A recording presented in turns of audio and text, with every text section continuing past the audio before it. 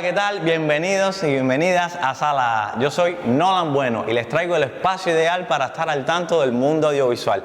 Aquí encontrarán noticias, información exclusiva y análisis de las películas y festivales que se están haciendo en Latinoamérica. Desde la casa del Festival del Nuevo Cine Latinoamericano te traemos lo último en la pantalla grande. Esto es Sala A, el espacio donde exploramos historias del cine, de la vida y algo más. Adelante con la producción. El documental venezolano Cueca, Memoria Ancestral continúa cosechando éxitos internacionales, reafirmando su mensaje de resistencia y memoria. Dirigida por la cineasta María de los Ángeles Peña Fonseca, la película relata la lucha del pueblo pemón por la recuperación de la piedra cueca, su símbolo sagrado, trasladada a Alemania hace más de 2 décadas.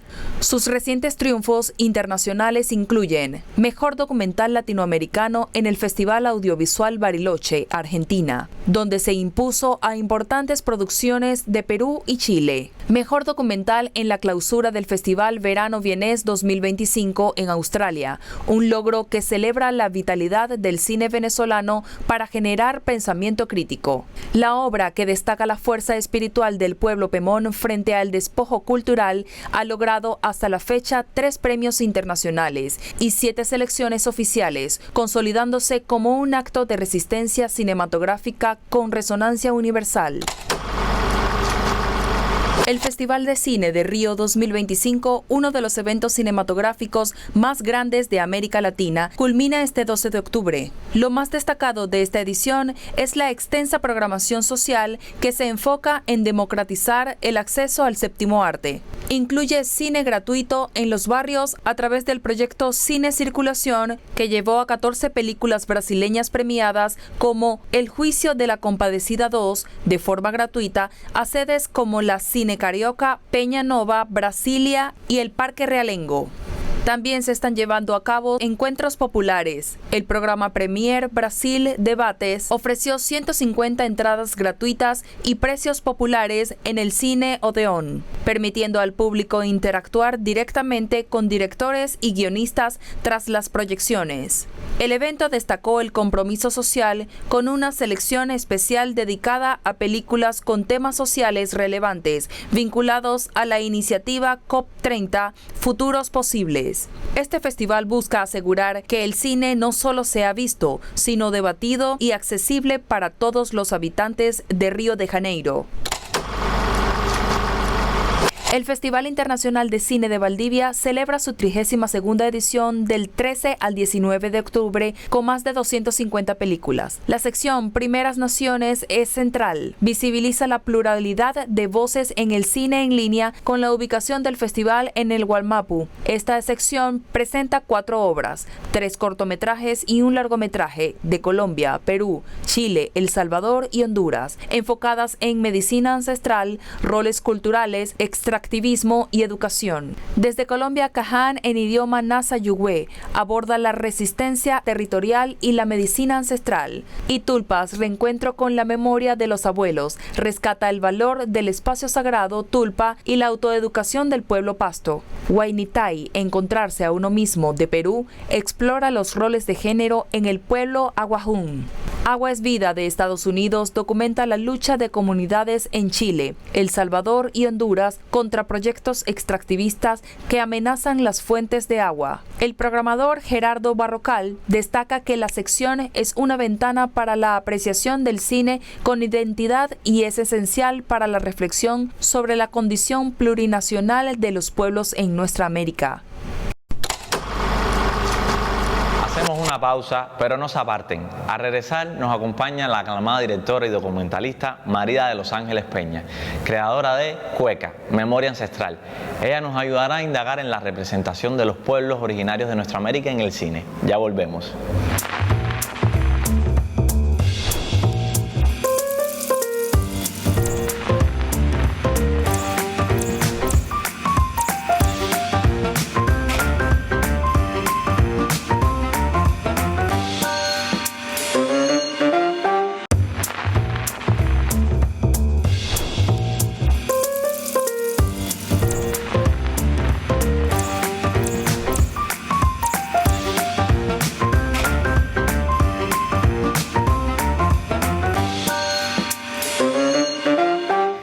de regreso en Sala A.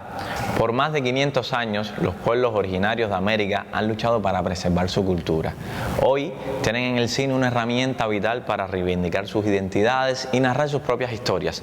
Un cine que no solo desafía los discursos dominantes, sino que también protege la memoria y la tradición oral.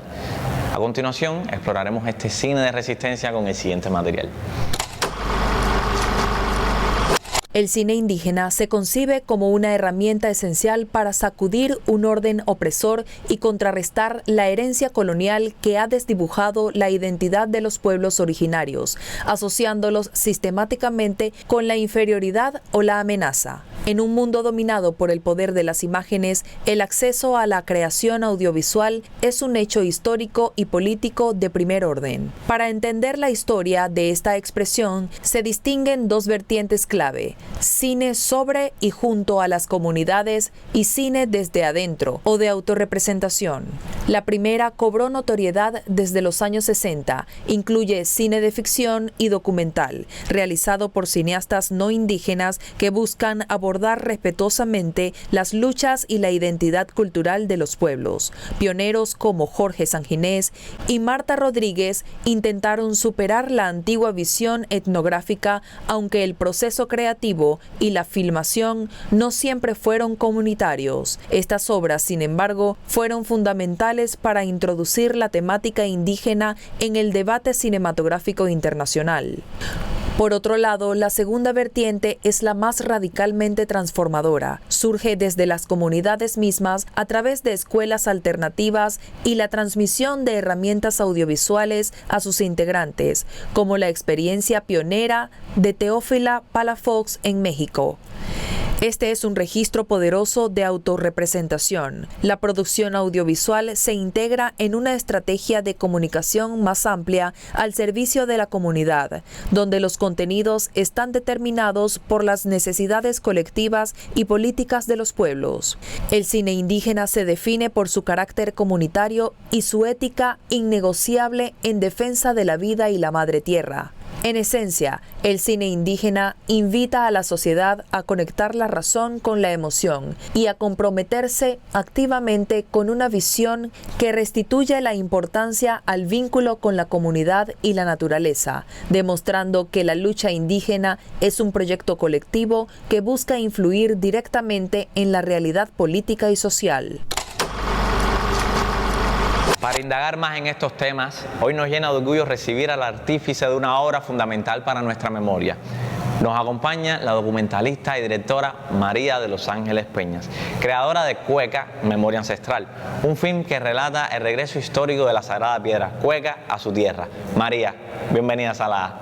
Hola Nolan, agradecidísima por la invitación y un saludo a todo el público que nos está viendo en este momento. Gracias por la invitación de nuevo. En un contexto donde los pueblos originarios han sido silenciados por siglos, ¿qué representa que ahora sean ellos quienes empuñan la cámara para contar sus propias historias? Desde el año 1985 está en Latinoamérica la Coordinadora de Cine Indígena. Es una iniciativa que tiene muchísimo tiempo. Bueno, estamos hablando del año 85 y ha sido un ejemplo de instancia para que los mismos pueblos indígenas realicen sus propias producciones cinematográficas. Sí, yo cito la coordinadora OCLACPI, la coordinadora de cine latinoamericana indígena, como una iniciativa que además impulsó en muchísimos sentidos de alguna manera el debate necesario de un cine hecho para pueblos indígenas, desde pueblos indígenas y por pueblos indígenas. Hemos pasado de un cine que observaba a los pueblos indígenas a un cine que le da un rol protagónico. ¿Cómo ha evolucionado esta representación en el tiempo y cuáles son los cambios más importantes que has presenciado? Podemos hablar de procesos de representación de pueblos y comunidades indígenas dentro de un marco dialéctico. Todavía perduran los estereotipos que asocian al ser indígena a una humanidad, digamos, no con los atributos de la civilización. Tenemos representaciones históricas, en el mejor de los casos, como el buen salvaje, ese indígena sumiso, sabio, pero muy sumiso, de mirada cabizbaja, a la representación del indígena como salvaje. Un caso en la historia del cine etnográfico y antropológico es el que representa un mal ejemplo, pero es un caso de estudio. El antropólogo Napoleón Chañón, él estuvo en los años 60 y 70 en Venezuela, en la Amazonía venezolana y brasilera, haciendo documentales con pueblos indígenas yanomamis. Hay un documental que realizó Napoleón Chañón, algo así como que la gente de Fieras, donde lo que hizo fue afianzar un estereotipo negativo de la sociedad yanomami. Ese es un muy mal ejemplo cuando las cámaras son utilizadas por no indígenas, además con intenciones de afianzar estereotipos. A lo largo del tiempo, como dije al principio, esto es un proceso dialéctico. Los pueblos indígenas se han ido, por supuesto, preparando, ha habido muchísima más apertura en las escuelas de cine y también se ha democratizado el uso de las cámaras. Anteriormente, hace unos 20, 30 años, obtener una cámara era un instrumento, vamos a decirlo de alguna manera, de cierto privilegio para las personas que hacían cine. Con el tiempo, esto es una de las razones, ha permitido que los mismos indígenas, con la apropiación de equipos más ligeros, más económicos, puedan tener acceso a sus propias representaciones. Pero vuelvo y hago mucho hincapié, Nolan, en decir que es un proceso que está permanentemente en disputa y es dialéctico. Es decir, por 4 o 5 proyectos audiovisuales hechos por indígenas en idiomas y en lenguas indígenas, podemos ver 2 o 3 representaciones estereotipadas en el cine, por ejemplo, de Hollywood. Entonces, es siempre un proceso en disputa que es muy, muy interesante y que afortunadamente, Latinoamérica es un ejemplo para el mundo de producciones cinematográficas realizadas por cineastas indígenas. ¿Cuáles son los mayores desafíos que enfrentan los cineastas a representar la complejidad de las cosmovisiones y las tradiciones ancestrales en la pantalla? Cuando tú tienes la responsabilidad de estar en una comunidad indígena, de tener la confianza de la comunidad, hay obligatoriamente un contrato ético con la comunidad. Ese contrato ético no le llamo yo desafío, le llamo precisamente compromiso. Es un compromiso que la representación va a ser previa consulta libre e informada con la comunidad. La comunidad tiene el derecho de saber cuál es la historia que tú quieres contar. Y la comunidad tiene también el derecho de participar en los procesos de producción y toma de decisiones de, en este caso, cineasta que va a llevar a cabo la producción. Lo que estoy hablando en este particular es que tener en tus manos la posibilidad de narrar una historia de un pueblo, de una comunidad indígena en un idioma supone para ti como realizadora o como realizador un compromiso, y eso es también es un proceso que va de la mano con una interpelación permanente de ti como profesional en el ámbito audiovisual. ¿Qué papel juega este tipo de cine en la sociedad? ¿Puede un documental como los que se están haciendo hoy realmente educar y cambiar la percepción de los espectadores sobre los pueblos originarios? Nolan, el cine por el cual yo apuesto es un cine de impacto social. Yo veo la producción cinematográfica, la realización cinematográfica como un proceso y como un dispositivo pedagógico, no solamente para socializar la presencia y la vitalidad de los pueblos y comunidades indígenas en sus idiomas, en sus cosmovisiones, sino también para poder, en el caso de Venezuela, vamos a hablar del caso venezolano, poder informar cuán profunda es la integridad de la venezolanidad. El cine, en ese sentido, el cine que revela, que devela historias de pueblos y comunidades indígenas, el cine que es como un dispositivo que transmite también la sonoridad de las maravillosas lenguas indígenas, juega un rol pedagógico muy importante para la sociedad. Mirando hacia el futuro, ¿hacia dónde crees que se dirige el cine de los pueblos indígenas? ¿Qué tipo de apoyo y oportunidades son necesarias para que más cineastas como tú puedan seguir creando? En el caso de Venezuela, en este momento estamos trabajando en un protocolo, por cierto, de buenas prácticas para el cine en contextos de pueblos y comunidades indígenas. Pero también tenemos una deuda, que es poder visibilizar más el trabajo de cineastas indígenas. Aquí tenemos, por ejemplo, y lo nombro, Cuyujani Saúl López, un cineasta yecuana maravilloso. Tenemos a Leki Uriana, del pueblo Guayú, igual a David Palmar, que son compañeros y compañeras pues que habitan en sus comunidades y que desde sus propias miradas narran lo que acontece y también cuáles son las tensiones culturales que hay entre ese modo de habitar el mundo no indígena y el mundo indígena. Cuando hablamos también de lo indígena, Nolan, es importante y me siento obligada a decirlo, estamos usando la categoría indígena por razones prácticas, para generalizar, pero lo ideal siempre es hablar de los pueblos con sus nombres particulares. En el caso de Venezuela, un país diverso, con más de 40 pueblos y comunidades indígenas distintas, tenemos, por ejemplo, las historias que están reveladas desde el pueblo Pemón, el pueblo Yecuana, el pueblo Yanomami, Pumé, Wotuja, Barí, Yucpa, Guarao, entre otros. ¿Cómo surgió la idea de llevar a cabo su documental Cueca Memoria Ancestral? ¿Y qué ha significado para ti este proyecto?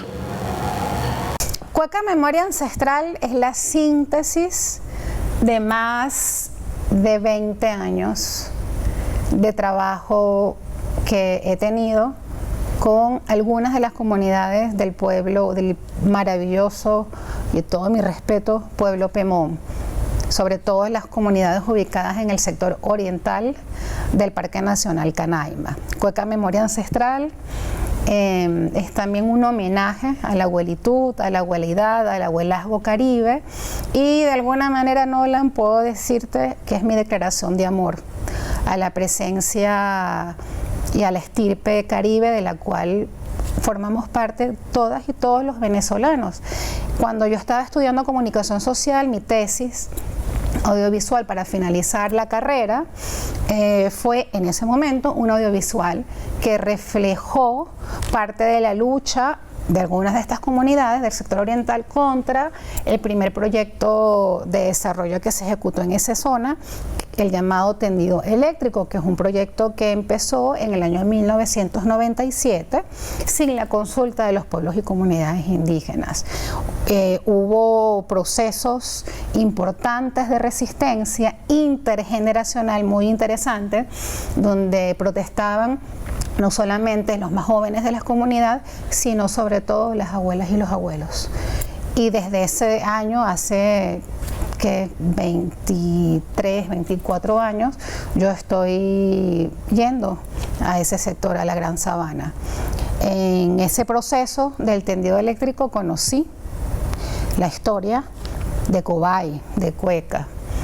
Y bueno, pasaron muchos años, el presidente Chávez en una gaceta, recuerdo en el año 2012, orienta a todas las instancias del gobierno, sobre todo a las que les competía el proceso de restitución y de repatriación, orienta que se hagan todos los esfuerzos para la devolución de la piedra cueca. Y ahí empieza entonces un proceso interinstitucional atado con la memoria de Mapaurí para lograr el regreso de Cueca. Teniendo ya todos los elementos en la mesa, toda la trayectoria histórica, me dije, hay que hacer una película, hay que hacer un documental que pueda quedar para el futuro y sobre todo, Nolan, sobre todo, que le pueda quedar a los luchadores y luchadoras de Mapaurí.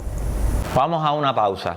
A continuación, volvemos con las recomendaciones de la semana, cortesía de nuestra invitada María de los Ángeles Peña. Enseguida volvemos.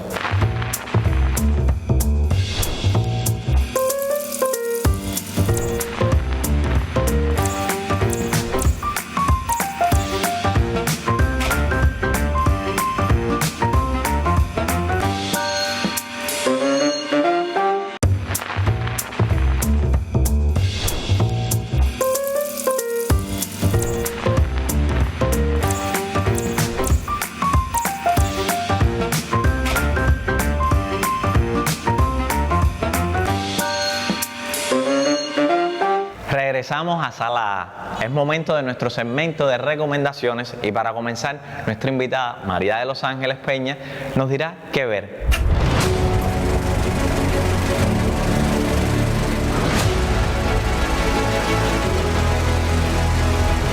María, ¿qué documental nos recomiendas para ver en casa? Quiero dedicarle la recomendación a un documental que se llama Dahomey. Fue un documental realizado en el año 2024, si mal no recuerdo, por una cineasta francesa, senegalesa y francesa.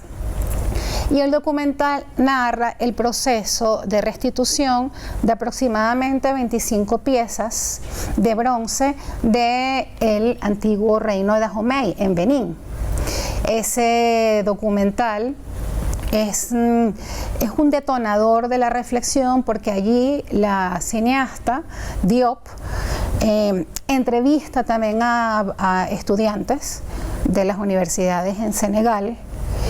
También hace una interpelación sobre las prácticas curatoriales de los museos y al final compone una pieza documental maravillosa donde tú te haces muchas preguntas sobre al final qué es el arte, qué es el patrimonio, qué es la soberanía y la relación que hay también con la restitución cultural de la memoria. Por lo tanto, yo hoy recomendaría Dahomey. ¿Qué tal si pasamos a las series?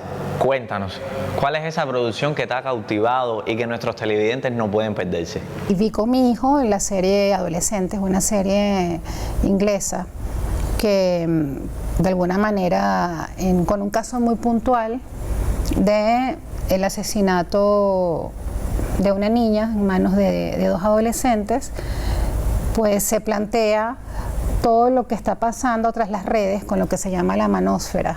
Me parece que es una serie que hay que verla en familia, altamente recomendada. Para concluir, vamos a la última recomendación. De toda tu experiencia en el cine, ¿qué largometraje nos sugieres y qué es lo que más te impactó de él? En honor a Luis Alberto Lamata, Jericó, 1991, la trayectoria de un monje dominico en las selvas venezolanas. Es una película maravillosa, es un poema visual y también es un reflejo de lo que aconteció en el siglo XVI, aquí mismo en el territorio venezolano. Las preguntas existenciales que se hace el personaje principal, este monje dominico, cuando, digamos, se enfrenta a lo que hablamos al principio, ¿no? A los indígenas estereotipados por la metafísica occidental como los salvajes, y él se interpela y al final él se pregunta ¿quién? ¿Y qué, de verdad quién es el salvaje? Creo que es una película imperdible del año 1991 del gran maestro Lamata. Muchas gracias, María de los Ángeles. Gracias a ti, Nolan, y gracias a toda la audiencia por la invitación. Con esto nos despedimos por hoy. Gracias por sintonizarnos. Volveremos la próxima semana a la misma hora con más de Sala A para hablar de más historias del cine, de la vida y algo más. Esto fue Sala A por Telesur.